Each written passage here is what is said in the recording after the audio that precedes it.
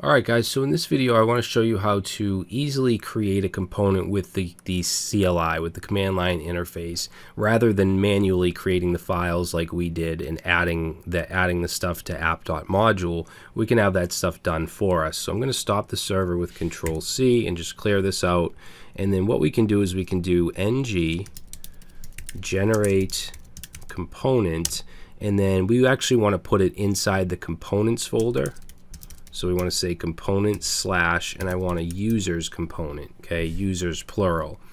Now it'll automatically create the users folder for us and all the files inside of it, so we don't have to specify all the files or anything.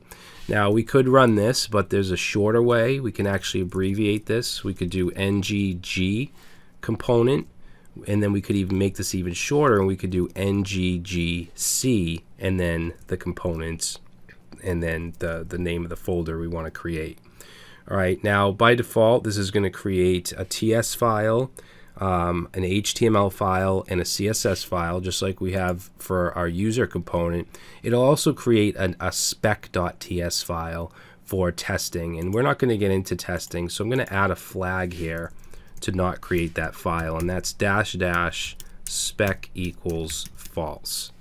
Okay, so let's go ahead and run this command and see what happens. Alright, so if we look up here in components, you can see it created a users folder, and it created our TS file, HTML file, and CSS file. Another thing that it did is it added to app.module this line here, so it imported our component. Remember how we did that manually for our user component? That actually did it itself, and it also added it down here into declarations, so we don't actually have to do anything here. It does it for us. Also, if we open up the TS file, you'll see it gives us just a basic shell, so stuff that we manually typed in for the user component, it did automatically. Alright, it also created an HTML file, which is just a paragraph with whatever the name of the component is and works. That's what it puts by default, and then just a blank CSS file. Now, one thing you might notice that's different about this than the one that we created is it brings in this OnInit, and then it says implements OnInit, and then has a function or a method called ng-oninit. So this is what's called a lifecycle method, and this runs automatically when the component is initialized, just like the constructor does. Alright, so what I'm going to do here is I'm going to, let's see, we're going to go into our main app component HTML file, and we're not going to use the user app for a little bit. I'm going to change this to app users so that we display our new component. So let's save that, and then let's run our server with ng-serve, and then that should replace what we have here with our new component.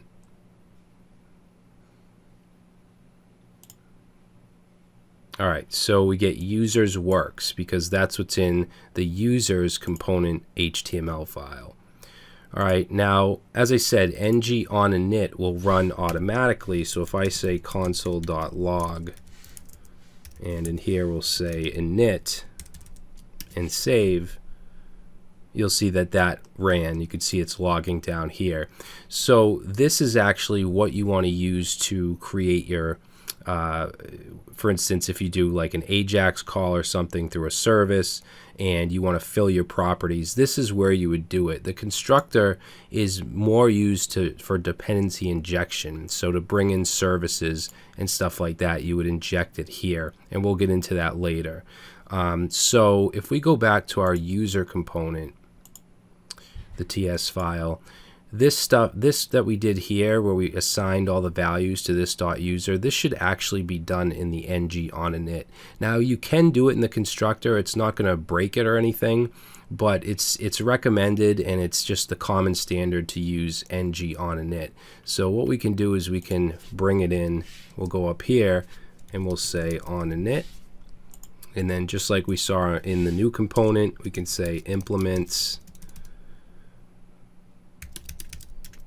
OnInit, and we get this error here because it's looking for an ng-oninit function or method, which we don't have yet.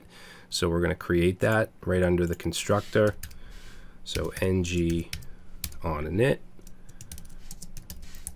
And then we want to just bring everything that we have here in the constructor into the initializer. All right, we'll save that. And then just to make sure that it still works, let's just go to our main app component and show our user component just to make sure that still works. Okay, so it works. So I'm going to just go ahead and put the S back so we show our new users component. And we can go ahead and close up the user component now that we have everything in ng OnInit where it should be. I mean, you could still use the constructor. A lot of people do, but it's just best practice to use the actual initializer. That's what it's for. All right, so we've covered pretty much all the basics of components. What I want to do in the next section is I want to start to look at templates and using things like directives. We want to be able to loop through properties with something called ng-for. We want to be able to use conditionals in our templates using ng-if. I also want to look more into data binding. I want to look at property binding and also class and style binding. There's something called pipes, so there's a lot more to get into. We just covered the basics of components, properties, methods, string interpolation, and interfaces. All right, so let's continue on with the next section.